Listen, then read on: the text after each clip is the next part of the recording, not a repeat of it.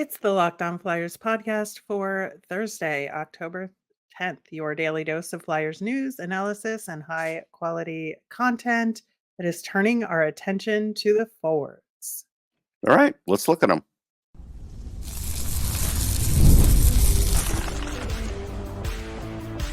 You're Locked On Flyers, your daily podcast on the Philadelphia Flyers. Part of the Locked On Podcast Network, your team every day. Hey there, and thanks for making Locked On Flyers your first listen every day. I am Rachel Donner. You can find me on Twitter at rmiriam. I'm here as always with Russ Cohen, who's on all your favorite social media apps at Sportsology. We are at Locked On Flyers on Instagram, Threads, Blue Sky, and Twitter as well. Today's episode is brought to you by Gametime. Download the Gametime app, create an account, and use the code LOCKEDONNHL for $20 off your first purchase. You can find us over on YouTube. We're also on the SiriusXM app or anywhere you listen to podcasts. Subscribe to get our latest episode as soon as it's available here on the Locked On Podcast Network, your team every day. Russ, as we approach the regular season, we're beginning to get into our regular routines here. We started with Phantoms Tuesday and Thursdays on the show. During the season, we typically check in with Flyers prospects and how they're doing, around the world, as well as check out some draft eligible prospects. So we'll be bringing all of that to you probably starting next week. And a little tidbit of that news this week, Yegor Zavgarin, Flyers prospect goaltender, was actually returned to SKA from loan in Sochi because he's been playing so well. That's good. Yeah, that's a real good sign that they want to use him, and good for him. Terrific. Yeah, so he's one of the guys we'll be keeping track of over the course of the regular season. Looking forward to bringing you those segments every week. Now, turning our attention to Flyers forwards, we talked about the defensemen and the goalies yesterday in terms of goals for the season, expectations, all of that. And John Tortorella, in his most recent post-practice media availability, indicated that it's pretty likely that the lines that they've been using is how they're going to start.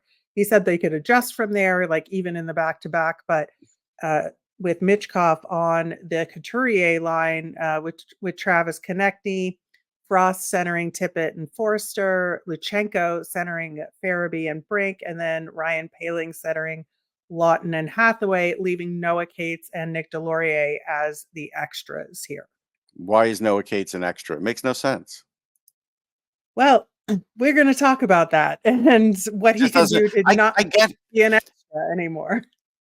Yeah, I mean, it doesn't make sense. Now, when we talk about Jett Luchanko, then I'll bring up Noah Cates because I there's a interesting thing going on here. Yeah, interestingly, some of the power play units that they've been working with right now, of the two units that they've been working with recently, Travis Konecny is the oldest member of the power play, which I think is wild to think about just in terms of age, and he's the 10th oldest on the Flyers. So everybody on the power play, and I think this is as it should be, is kind of in the bottom half of the team as far as age. And I think that's, something to pay attention to for the Flyers. Yeah, I think it's something to pay attention to. I disagree not having Couturier on the power play, though. This is a point in the game where speed doesn't matter.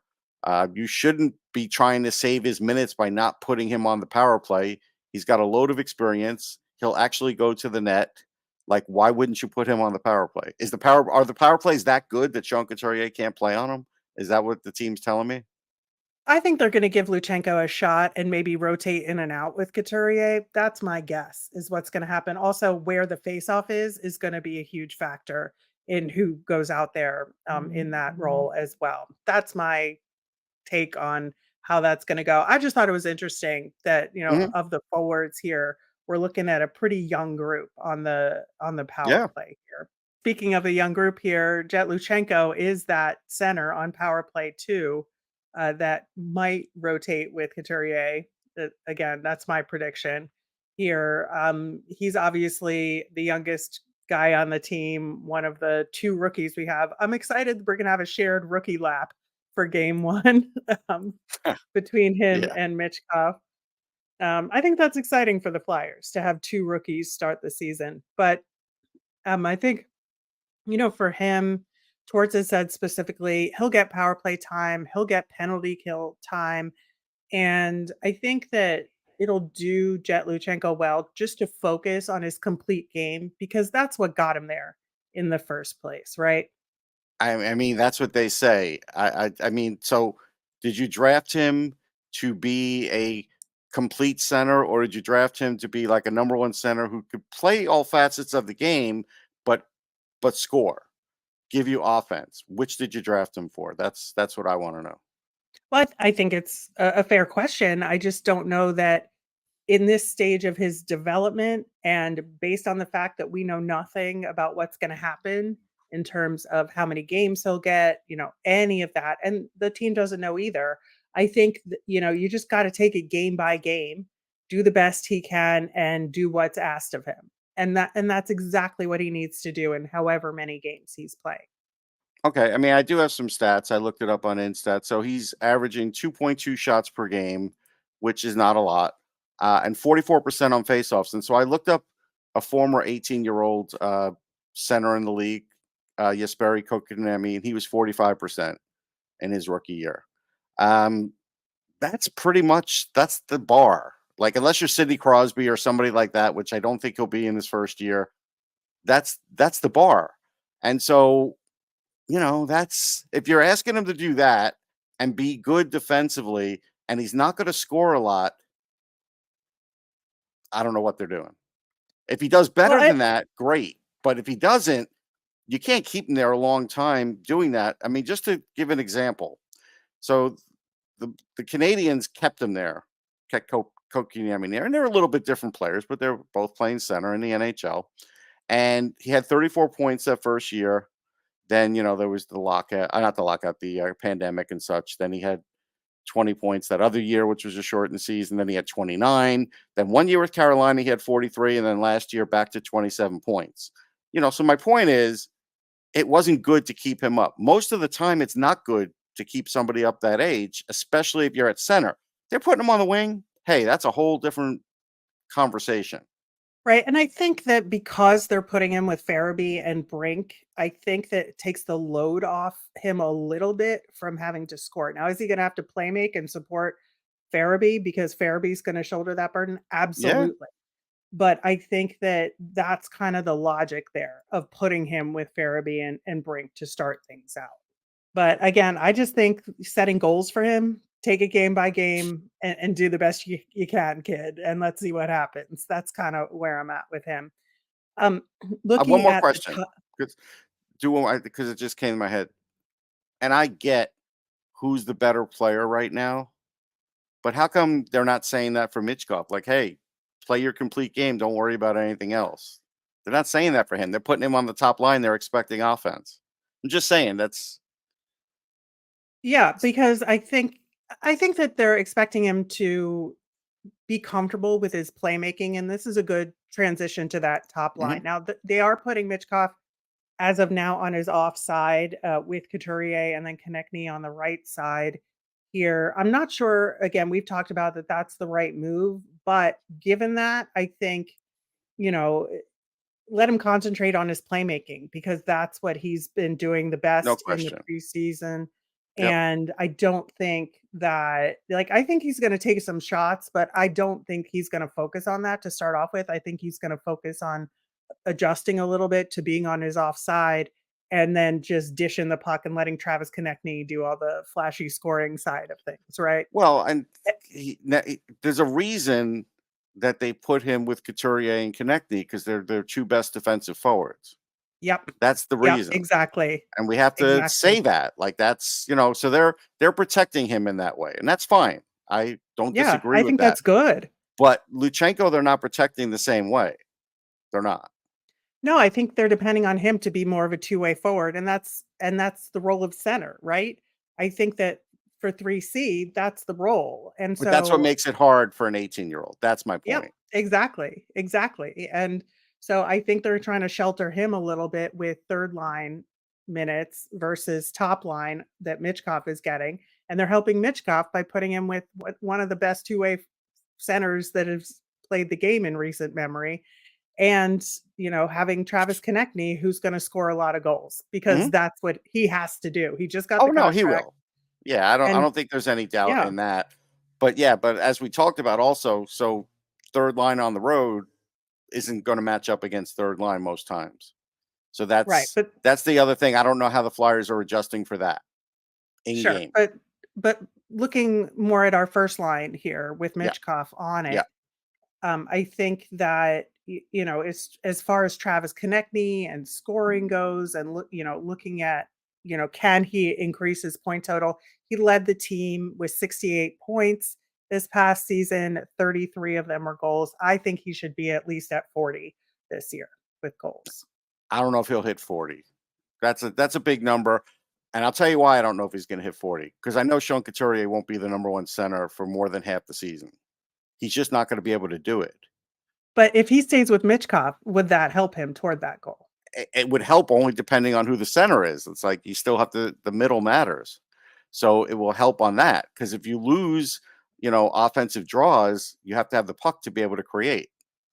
And so that's Yeah. going to be the thing, is who's going to win those big draws, because again, they could tell me Couturier is cutting down on minutes, but he's the number one center, so he's guaranteed to play 19 minutes a game. Unless they're winning every game, they could take him out for the last 2 minutes. So can he last a season at number one center? I don't think at number one. No, I don't. Yeah, I think he has to, have faceoffs be his thing.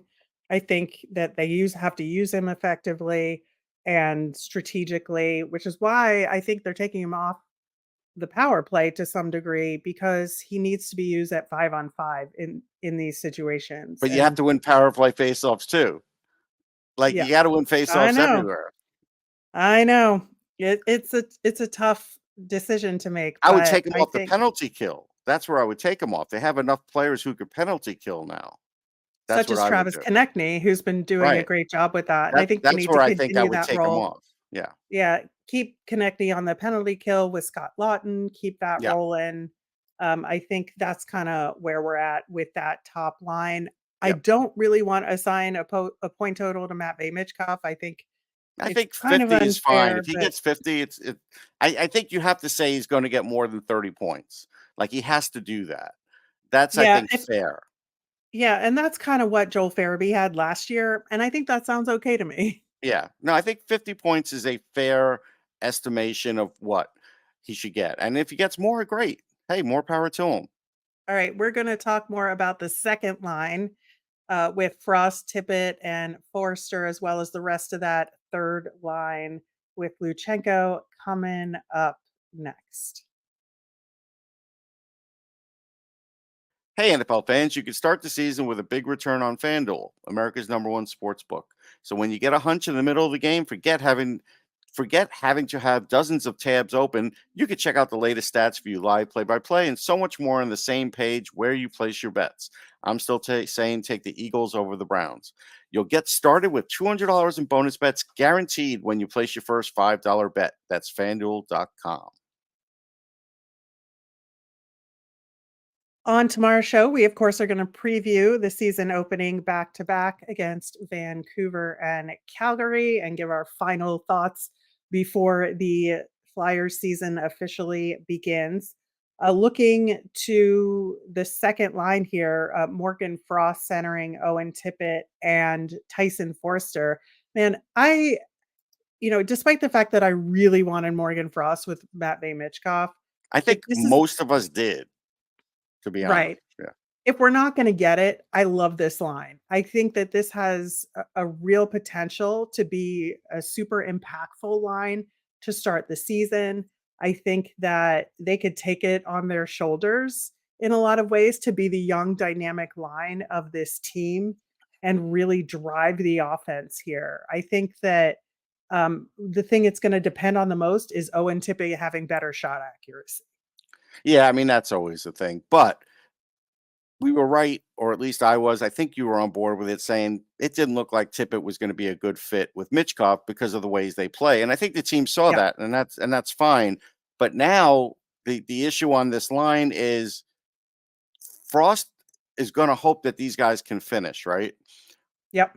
But one of them has to be like, 35 goals. The other one needs to be like 30. One maybe even needs to be 40. If not, Frost is going to start shooting because it's not like he can't score goals, but that should be his primary role because he's really a pass first guy. But if he feels like things aren't happening offensively, then he's going to shoot more. So that's going to be the issue there. And and really, you're at the point now where Tippett has gotten paid, and how old is he? 25, going to be 26 in February. He needs to hit the 60-point mark. Like and that's only asking him to get 7 more points. But he at least needs to hit 60. 65 would be better, but he needs to hit 60. And I would say I want more of those points to be goals. Like he had Yes. 28 goals last year. I hope he gets 40 because Hmm. honestly, if he can just improve his shot marginally, I don't think that's an unreasonable expectation, especially if he gets more power play time and more opportunities there. And I think that, he had the most shots on goal on the team by a mile last year.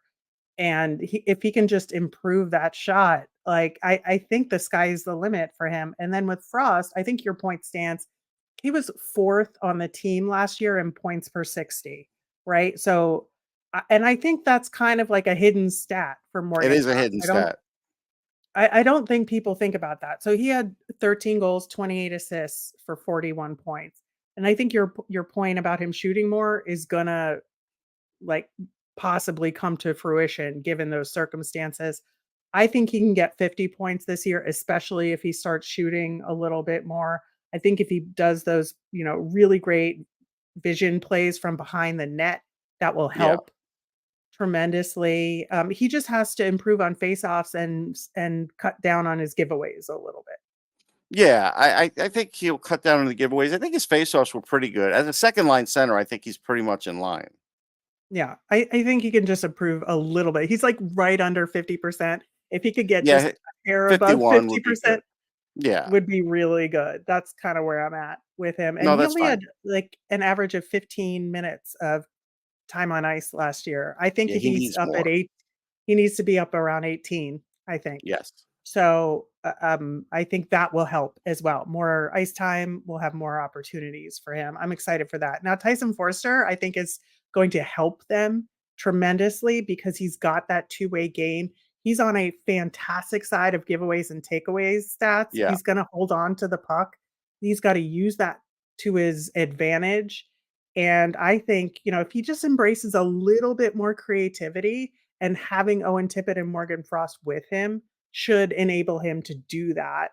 And I think he can go from 33 points to like 45 to 50 points if Yeah, this he's got line to works together. right. He's got to get 50, and he's got to get better than the 20 goal mark. That was good for last year. Mhm. Now, you're taking the training wheels off, even though he's 22, but this is just the way it is. Expectations, you're a second line guy, so he needs to get like what Tippett would get, like 25, 27. But if he gets 30, great. Yeah, and I think with him and Morgan Frost kind of can play the same kind of role at any given moment. If they can Hmm. switch off in terms of thinking defensively versus pushing, I think this will be a really good combination to keep an eye on Could be really good. for the Flyers. Yeah. On paper, it So looks looking good. Yeah. So looking at the rest of the third line with Jett, Luchanko, Joel Farabee, I would say my advice to him is be creative but not reckless. And Yeah, I think I that's fair. I mean, that's good advice. I think that he played so well last year. He had those 50 points, like I mentioned. He was one of, I believe, 4 players to play all 82 games for the Flyers last season. So he was consistently available, as you like to say. Yeah. And I think that, as long as he doesn't do anything to piss off Torts, I think he'll be in a good spot here. And especially playing with Luchanko, I think he'll have a little bit more freedom. And I think he can push offensively um, those boar battles and getting net front. And I think he'll have those scoring chances. Yeah, his PIM total is really good. Like he's at 0.45 per Hmm. game. That's excellent. 0.61 points. I'd like to see him get a little better. If he can Yeah. get around 0.70, that would be good. That would be really, really good because then that would be close to what he was in juniors. In juniors, he was 1.2, sometimes 1.14, but in college, 0.97 was his high mark. So that was the only year he played there. So I think that's fair. If he can get 0.70, that would be good for him. Yeah, and I just think again, to start the season with Luchanko, that'll give him an opportunity to really kind of help develop Luchanko a little bit. I think Farabee is a good guy to do that. Yeah, So it'll be a good combination. Bobby Brink, I think we talked about him in the mailbag yesterday. we did. That he really needs to stick to his game and not get caught up in the minutia when he makes mistakes. He can't like get caught up in that. He just has to move on and play his game. I think he can really help drive power play too.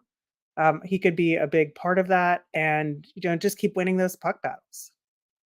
Yeah, definitely has to win the puck battles. Preseason, he was still worrying me with that a little bit. I'll be Yeah. honest. Um, looking at what he did last year, he didn't average a lot of ice time, 13.48. So he needs to get a little more ice time. I think he's earned that. Power play goals was 3. It's a low bar, a really low Yep. bar. Well, You that's what I'm have to, saying. If he can yeah, help drive power play too, I think that would go a long way for him. yeah. He has to do better than that, and he has to do better. Fewer giveaways. That's something too. So I mean, this is a year where again, it's a big year. He's going to be 24 in July, so he'll be 23 this season. You have to decide whether you're going to pay him. 23 points. You know, it's okay, but it's not a guy you want to hold on to long term because he doesn't play great defense and he's not very physical, right? So he's got to get 35, 40 points for you to say, okay, that's the Bobby Brink now that we're starting to see. If you don't start to see that, then you have to start deciding what you want to do. And they might just, I think he has one more year and they might just sign him to a 1 year thing and just kind of see. But, I don't know what they're going to do with him if he doesn't have a good year. Yeah, I think that's a valid point, and I think that this is a pivotal year for him. So it'll be interesting to see if he can, live up to the challenge here. Yeah. I mean, that's all I'm asking is just, get a little more. Right now, he's cheap on the books, but the next contract won't be so cheap at the books. Yeah. So he's a 25, 26 guy. Oh, and he's already got a 2 year deal. So they're going to probably walk him right into, if he doesn't have a great year, they're not going to think about extending him next year. So he's, he might get the kind of treatment that the year after it's like, yeah, you're not getting an extension. We're not talking about extension and you got to prove it. So, he's got to start proving it. All right. Well, we've got 5 guys left to talk about the fourth line and a little bit of the extras conversation here. We're going to do that coming up next. Some of the best concerts of the year take place in the fall, and it's my favorite time to head to a show. Gametime has a new feature called Gametime Picks that makes getting tickets for your favorite live events even easier. Gametime Picks filters out the fluff to show you only incredible deals on great seats so you don't have to waste time searching through thousands of tickets. My favorite part of the Gametime app is that it's great for getting notified about last minute super deals so you know you're getting the best bang for your buck.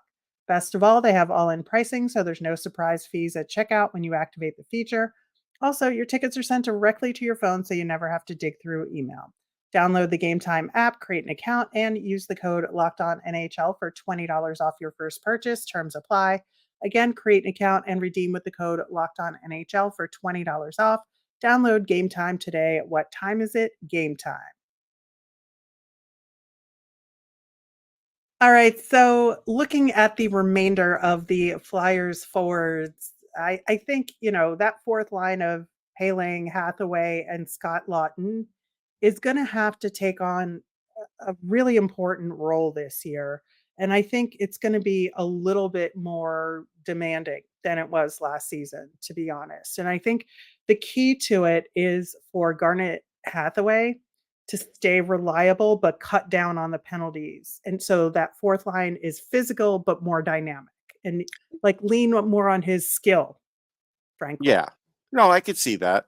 And we'll see what Ryan Poehling does this year. He was really great early in the year on faceoffs, and then he seemed to fade in that category. If you're a fourth line guy, you got to really excel at that, only because Torts is going to end up using you in some key faceoff spots, especially if, Yep. let's say, Couturier's out or something like that, even if you're on the fourth line. So you have to look at that, and we'll see if he can improve on that. Um, as I look at this lineup, the question begs, if Nick Delorier's on the team to protect Matvei Michkov, why isn't he practicing on a line? Are they just going to wait and throw him in there and say, "Oh yeah, we made an adjustment"? Like, who's going to come out? Right. So, but he's one of the extras. So I just want to make sure we close the loop on this fourth I know, line. but I'm giving the prelude only because they talked about it as if he wasn't one of the extras. Now, if he is, I'm That's fine with true. that. But that's not the way they sort of talked about him. A little bit. Because I do want to talk about Scott Laughton Yes, because he is, I think, underappreciated in a lot of I ways agree. because he had 39 points last year, which was sixth on the team. And I don't think, people would guess that because I think that, you see him shine on the penalty kill with Travis Konecny, which we've mentioned already. They had a lot of scoring combinations together, shorthanded. And I think that, 39 points is nothing to sneeze at. And if you're a fourth liner in the NHL and you're scoring 39 points, that is above and beyond what is expected, in my But opinion. Willie scored 39 on this fourth line because he did get some third Well, line that's duty, a fair amount. He did. He did, and that's the question is he gonna get some third line opportunity this year? Is it fair to have expectations similar to last year without that?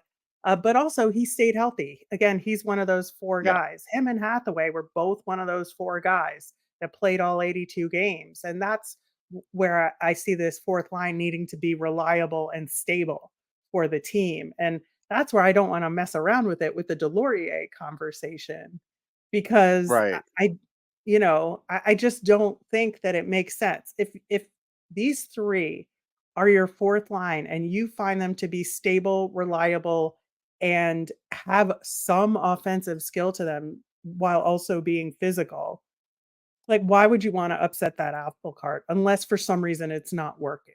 Yeah, I don't disagree with that. I do agree with it. No, I mean Lawton's very consistent. He's definitely Mhm. been one of the players that has improved under John Tortorella.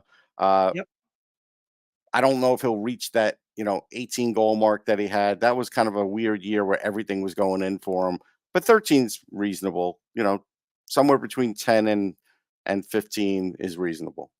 And he had 13, Yeah, this past year, so yeah. I think that's fine. I think that, the other kinda elephant in the room here is Noah Cates, which we Hmm. have talked about a little bit. I think, for him to be the extra is like, you look at it and you're like, "Who would you take out?" And I understand that to some degree, but also he led the team last year in fewest giveaways Hmm. and he had most takeaways per 60. Like, that is a tough guy to leave off the starting roster. Yeah, he's getting dinged because he hasn't produced more offensively like he did a couple years ago, but he's not a high offensive guy. He's just not. And I think their expectations, or at least the coach's expectations for what he expects him to score is higher than what I think he could deliver on an everyday year. Again, once in a while you might get that 38 points, but that's, you should get better in 18, sure. But he only played 59 games. I mean, Yeah. that's the other thing. So now you're just sitting him instead of him being injured. And yeah, I think that lack of defense is going to show up because, you know, there's just no way around it. He fills a lot of those gaps. It's easy to complain about Noah Cates to say, "Oh, he's not scoring, blah blah blah," but he's not screwing up either. I mean, he Yeah. rarely makes mistakes. Yeah, he's just not that guy, and he's the only guy on the team last year with 0 penalty minutes Yeah, which is crazy. while playing a defensive style game. Right. Like, that's really hard to It's do. valuable. Yeah. And I think, that's what he brings to the table here, and obviously, I think, what they do with Luchanko is gonna make a big difference on if he gets Sure. back in the lineup or not, right? Yeah, no And question. so, if Luchanko winds up going back to junior, Cates is gonna swap in there, like, no question. But Right. I think, that's a tough question to have hanging in terms of getting in the lineup or not. And so he's just got to show up and do the work and, do everything he can to be available and enthusiastic and let the chips fall. But I think, it is really hard to leave him out of the lineup given what It he is. brings. Yeah, I agree. I mean, it's just they're doing it because they don't like what he's not doing offensively, and I don't know if sitting him is gonna make him a better offensive player. Will he get Yeah. mad? And I don't know. I don't know. Yeah. It is going to be interesting for sure. Any closing thoughts on our forwards, Russ? No, I mean it's good. It's still, could be better. Michkov is gonna add a lot. There's no question about that. Couturier at 1C is a hope. I think it's more of a hope. Uh, Luchanko, we'll see. He's a we'll see. So and Brink's a we'll see. So you've got your known guys in certain roles, but you still have a fair amount of questions too. So I think it's going to be a little more offensive than last year, and like I said, a little less defensive. Even we went through the defense, and now we're taking out the best defensive forward or second best, if you want to say, because Couturier is the best. That's fine. The second best defensive forward, and it's going to show up. Yeah. I think so, but I think it's a good starting off point for the Flyers, and I think they'll make some adjustments for sure. I Yeah, don't they think will. any of this is set in stone. No, So looking forward to, different combinations and what they come up with. But for now, looks like this is where we're going to be for game one. That will do it for today's show. Thanks so much for listening. Tomorrow, we're going to do those previews for Flyers versus Canucks and Flames. Plus, we'll kind of wrap up our preseason thoughts as we head into the regular season.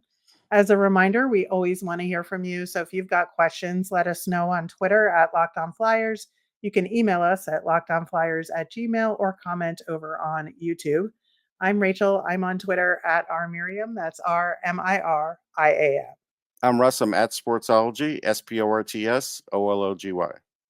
Thanks for making Locked On Flyers your first listen today. For your second listen, find Locked On Fantasy Hockey, become a fantasy hockey expert, and get the edge over your league mates with daily tips from Steal and Flip.